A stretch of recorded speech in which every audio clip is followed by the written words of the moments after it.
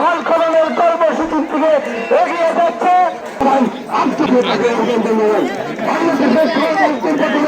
সবচেয়ে বেশি ভোট যে পাশ করেছেন আমাদের প্রিয় নেতা সালাম ভাই, সকলের কাছে সালাম ভাই।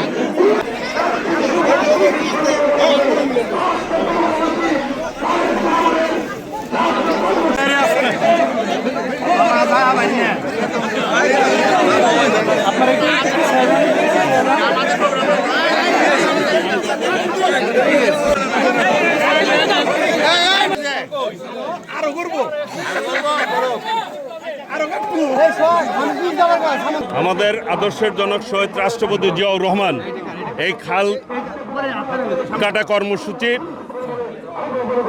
শুরু করেছিল বাংলাদেশে। বাংলাদেশের মানুষ যাতে শুষ্ক মৌসুমে পানি পায় এবং ফসল আবাদ করতে পারে, স্বচ্ছ আবাদ করতে পারে, সেই জন্য মূলত খাল কাটা কর্মসূচি।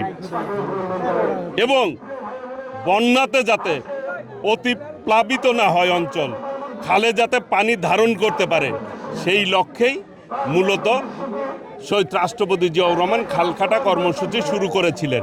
বিগত দিনে এগুলি বন্ধ ছিল। তারই যোগ্যোত্তরসূরি আমাদের মাননীয় প্রধানমন্ত্রী দেশনায়ক তারেক রহমান আবার এই খাল কাটা কর্মসূচি শুরু করেছে। আমরা আজকে উদ্বোধন করলাম।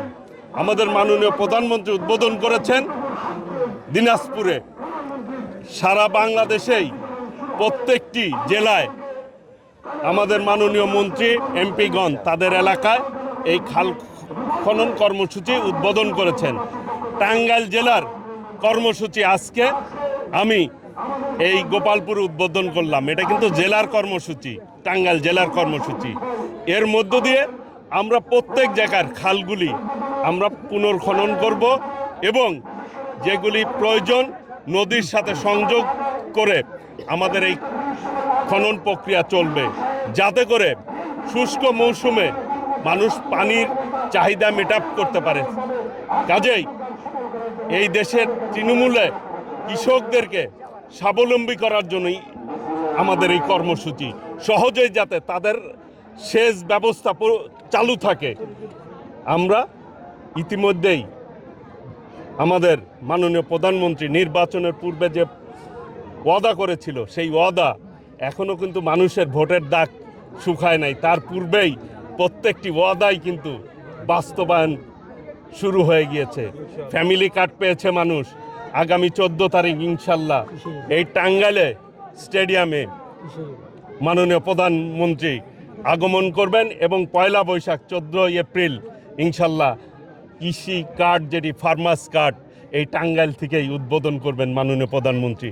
কাজেই উন্নয়নের ক্ষেত্রে এবং আমাদের সরকার যে ইতিমধ্যেই যেগুলি প্রতিশ্রুতি দিয়েছিল, কৃষি ঋণ 10,000 টাকা কিন্তু মওকুফ করেছে সুদসহ।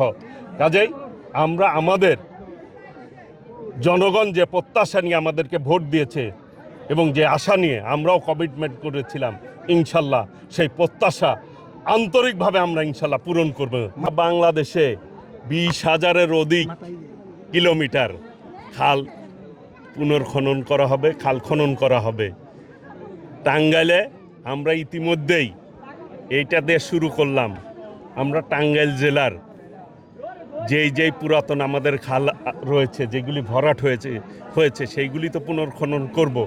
প্রয়োজন হলে নদীর সাথে সংযোগের জন্য যদি কোনো এলাকায় পানির প্রয়োজন হয়, চাহিদা থাকে, সেই অনুযায়ী পুনর্খনন করব। মাত্র 1 মাস আমাদের এই সরকারের বয়স, ইতিমধ্যে প্রত্যেকটি কাজ কিন্তু বাস্তবে রূপ লাভ করেছে। কাজেই আপনারা আগামী দিনে, আমরা কথায় না কাজে বিশ্বাসী।